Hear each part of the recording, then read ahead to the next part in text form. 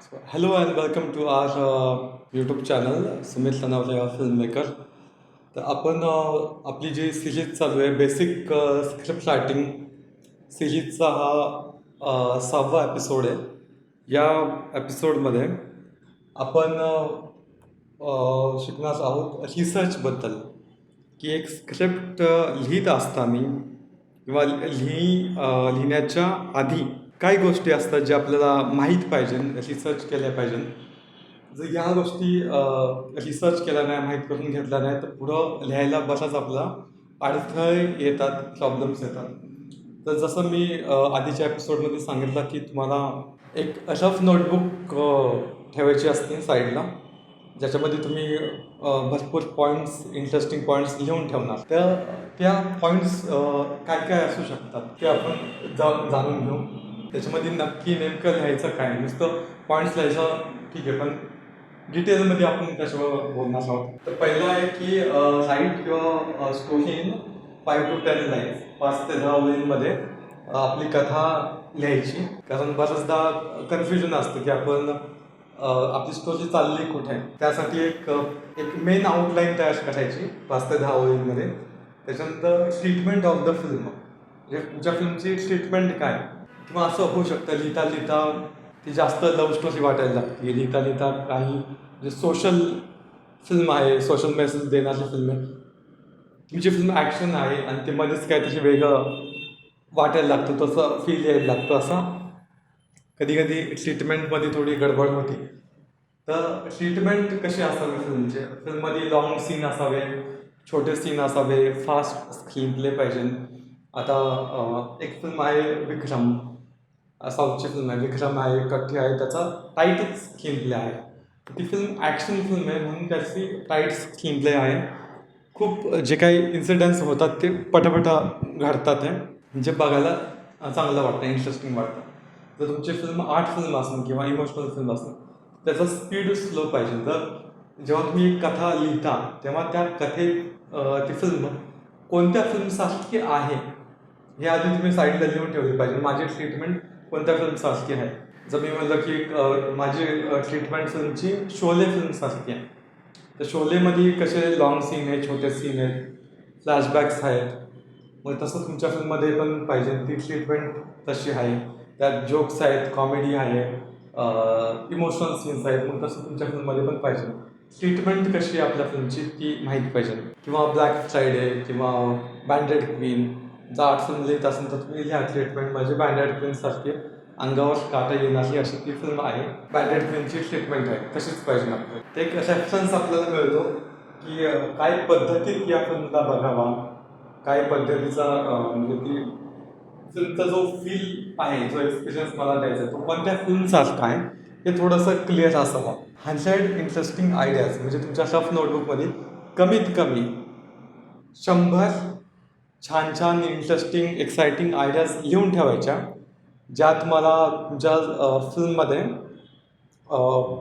Add करता येईल. आता कसं असतं, मेंदू असतो तो रँडम थॉट्स देत असतो तुम्हाला, काही एका नंतर एक आयडियाज देत नाही मेंदू, की आता हे झालं, आता हे लिहायचं. ते डोक्यात जे थॉट्स येतात ते रँडमली कसे पण येतात. मग त्या कशा पण आयडियाज येतात, त्या आधी कमीत कमी 100 आयडिया तुम्ही एकानंतर एक लिहून ठेवायचे. आणि जेव्हा फायनल स्क्रिप्ट लिहिता तेव्हा तुमच्याकडे 100 आयडियाज आहेत, तुम्ही एकानंतर एक ॲड करत जा. म्हणजे तर तुम्हाला जी आयडिया जिथं इंटरेस्टिंग वाटेल तिथं ते तुम्ही ॲड करत जा. त्यासाठी कमीत कमी 100 आयडियाज तशी पाहिजे. त्याच्यानंतर आहे नंबर 4 प्रॉब्लेम, म्हणजे तुमचा मेन प्रॉब्लेम काय तो आधी क्लिअर पाहिजे. एवढं सगळं चाललंय, स्ट्रगल चालले, ॲक्शन चाललंय, आपला हिरो फाईट करतोय, तो कुणासाठी कशासाठी फाईट करतोय, तो असंच फाईट करतो, त्याला नक्की मिळवायचं काय, त्याचा हेतू काय. सगळा स्ट्रगल मेन तो कशासाठी आहे आणि का आहे, फिल्मचा मेन प्रॉब्लेम आधी क्लिअर पाहिजे. त्याच्यानंतर नंबर 5 इज अ थिअरी. आता तुम्ही क्रिस्टोफर नोलनचे फिल्म्स जर पाहिले तर त्या थिअरीवर बेस्ड आहेत.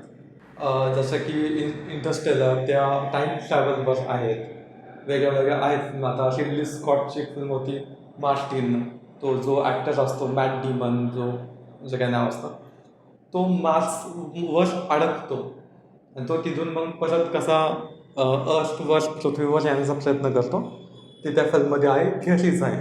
असे वेगवेगळे थिअरीज असू शकते. ह्युमन ब्रेन कसं काम करतो, जसं मागच्या वेळी तुंबाड सांगितलं. तुंबाड हे माणसाचं लोभ कसा वाढत जातो, तर त्या थिअरीवर आहे. असं वेगवेगळ्या थिअरीज असू शकते. ते सायन्सची असू शकते, सायकोलॉजिकल थिअरीज असू शकते किंवा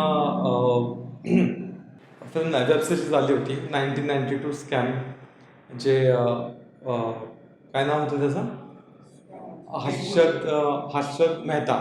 हर्षद मेहतावर होती. त्यांनी कसं काय काय प्रॉब्लेम क्रिएट केला आहे, कसं लोकांना फसवलं किंवा कसं ते स्वतःच्या त्यांच्या शेअर्सचे सेट्स वाढवले, जे काय ते करायचे.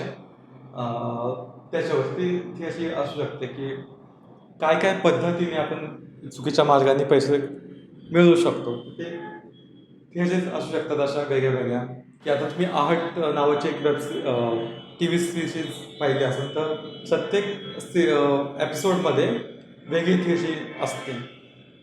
जसे की आता एक होतं ब्लॅक मेजर्स नावाची एक वेब सिरीज आहे. त्याच्यामध्ये ह्युमन इमोशन्स आणि मशीन, सायफाय आणि ह्युमन इमोशन्स ह्याचा ताळमेळ ही गोष्ट घेऊन पुढं नंतर त्यांनी बऱ्याच एपिसोड तयार केले होते आणि ते वेगवेगळ्या कन्सेप्टवर होते. अशा थिअरीज असू शकतात. त्याच्यानंतर तुमची टार्गेट ऑडियन्स काय आहे त्याच्यावर असू शकतं. ते आधी क्लिअर पाहिजे. टार्गेट ऑडियन्स लहान मुलांसाठी बनवताय, टीनेजर्ससाठी बनवताय किंवा एक फॅमिली ऑडियन्ससाठी बनवताय, ती तुमची टार्गेट ऑडियन्स क्लिअर पाहिजे. कारण तुमची आर्ट फिल्म आहे, ते क्लिअर पाहिजे. त्याच्यानंतर journey from A to be, म्हणजे काहीतरी खूप मोठा बदल घडला आहे आपल्या हिरोच्या लाईफमध्ये, काहीतरी खूप मोठा बदल घडला, त्याची जर्नी आहे from point A to be.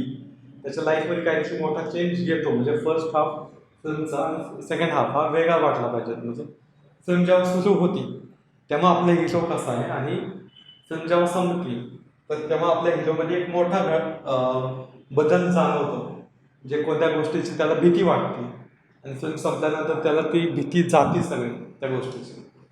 ती जर्नी असते त्या हिरोची. ते from point A to be ती जर्नी आपल्याला दाखवायची. ती जर्नी काय आहे तुमच्या स्क्रिप्टमध्ये ते तुम्ही लिहून ठेवा. त्याच्यानंतर तुमच्या स्टोरीमधले जे कॅरेक्टर्स आहेत ते मेमोरेबल पाहिजे, ते लक्षात राहील असे कॅरेक्टर्स पाहिजे. तर प्रत्येक कॅरेक्टर वर तुम्ही 1 ते 2 पेजेस लिहिले पाहिजे. म्हणजे जे महत्त्वाचे कॅरेक्टर्स आहेत तुमच्या स्टोरीमध्ये त्याच्यावरच तुम्ही 1 ते 2 पेजेस लिहिले पाहिजे, की सो दॅट तुम्हाला पुढं स्क्रिप्ट लिहिताना तुम्हाला अजून इंटरेस्टिंग करता येईल. म्हणजे त्यांच्या सवयी काय असणार आहे, त्यांची आवड निवड काय आहे किंवा त्यांच्या लाईफमध्ये काही घडलेलं काय आधी बॅक स्टोरीज असेल किंवा त्यांच्या लहानपणी काहीतरी गोष्टी घडल्या तर त्याची भीती त्या कॅरेक्टरच्या मनात बसली किंवा तो कॅरेक्टर त्याच्यामुळे या पद्धतीत विचार करतो आणि ते how it contributes to our main story. त्यासाठी मेमोरेबल कॅरेक्टर्स आपल्याला क्रिएट करायचे, लक्षात राहील इंटरेस्टिंग कॅरेक्टर्स. असं नाही की आपला हिरो आहे तोच मेन आहे त्याच्यावरच सगळं फोकस करायचं, असं नसतं. पेंटिंग जेव्हा बनवली जाते तेव्हा सगळे कलर्स महत्त्वाचे असतात. मला निळा रंग आवडतो म्हणजे निळा रंगच मी जास्त लावणार पेंटिंगमध्ये असं नसतं. ते बाकीचे रंग पण महत्त्वाचे असतात. तर बाकीचे कॅरेक्टर्स असतात, व्हिलन असतात, हिरोईन असतात, साईडकिक असतात, ते पण तेवढे कलरफुल दाखवणं, डेकोरेट करणं हे आपलं काम असतं. त्याच्यानंतर रिसर्चमध्ये पॉईंट नंबर 9 आहे की तुम्हाला ज्या प्रकारची फिल्म बनवायची त्या टाईपचे तुम्ही कमीत कमी 10-20 फिल्म्स बघितल्या पाहिजे. जर तुम्हाला सायन्स फिक्शन फिल्म बनवायची तर 10-20 सायन्स फिक्शन फिल्म्स बघितल्या पाहिजे. त्याच्यातून आयडियाज तुम्ही नोट डाऊन केले पाहिजे. 100 आयडियाज आपल्याला नोट डाऊन करायच्यात. तर बाकीच्या फिल्म्स बघून पण तुम्हाला आयडियाज मिळू शकतात. लोकेशन व्हिजिट पाहिजे. म्हणजे तुम्हाला आता काही सायन्स फेअर होतात, जे काय तुम्ही जिथं राहत असाल त्या शहरामध्ये काही सायन्स फेअर होतात किंवा काही एक्सपोज होतात, काही मीटअप्स होतात. तर ते तुम्ही if you are making a science fiction film तर तुम्ही त्या अशा कार्यक्रम अटेंड केले पाहिजे, जेणेकरून तुम्हाला अजून आयडिया मिळेल.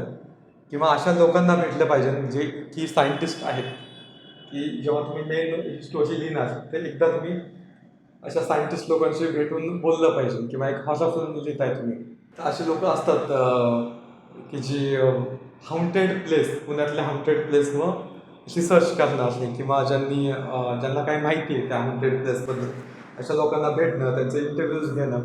तर आपल्याला काही म्हणजे रिसर्च करायचं म्हणजे नुसता गुगलवर रिसर्च नाही करायचं, तर आपण लोकांना भेटून पण काही जास्त माहिती मिळवू शकतो आपण. तर तुम्ही जी रफ नोटबुक बनवता तर त्याच्यात या सगळ्या गोष्टी जर तुम्ही आधीच लिहून ठेवल्या, तर पुढं जेव्हा मेन स्टोरी तुम्ही लिहिता तेव्हा तुम्हाला अडचणी येणार नाही. तुम्हाला तुमची ऑडियन्स क्लिअर असेल, थिअरी जे काय मांडायचे तुम्हाला ते क्लिअर असेल, तुमच्याकडे 100 आयडियाज असेल, तुम्हाला प्रॉब्लेम नसेल, परत मला आता काय सुचत नाही, तुमची स्टेटमेंट आधी ठरलेली असेल, तुमची आउटलाईन तयार असेल, ती जर्नी काय आहे पॉईंट ए टू बी ते क्लिअर असेल, तुमचे जे कॅरेक्टर्स आहेत ते डेकोरेटेड असणार, कोणताही कॅरेक्टर बोरिंग असं वाटणार नाही.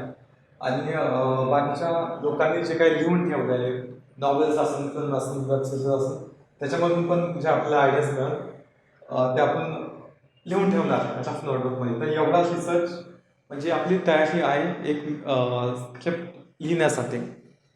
तर आपण हा रिसर्च आहे, आणि आपण पुढच्या एपिसोडमध्ये अजून डिटेलमध्ये बघू की आपण आता स्टेप बाय स्टेप पुढे जातोय, की आता अजून डिटेल आता what is your next step. आता रिसर्च आपलं झालं आहे, तर what is your next step to write a script. आता आपण पुढच्या एपिसोडमध्ये बघू.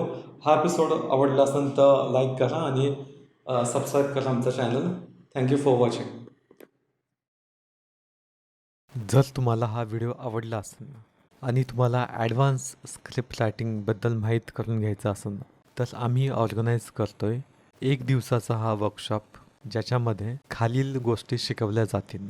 Learning basic and advance film script writing, understanding timeline, strategies, tips and tricks of writing, preparation, research, screen play writing, dialogue writing, steps of writing, screenplay patterns, writing characters and how to copyright a script आणि बरंच काही. तर या गोष्टी 1 दिवसाच्या वर्कशॉपमध्ये शिकवल्या जातील. त्याची फीज असून 1,000 रुपये. हे वर्कशॉप सिंहगड रोड, पुणे इथे ऑर्गनाईज केला जाईल. जेव्हा तुमचं सीट बुक होईल, तुमचं रजिस्ट्रेशन कन्फर्म होईल, तेव्हा तुम्हाला पूर्ण पत्ता पाठवला जाईल. जर तुम्हाला हा 1 दिवसाचा वर्कशॉप अटेंड करायचा असेल तर दिलेल्या नंबरवर कॉन्टॅक्ट करा.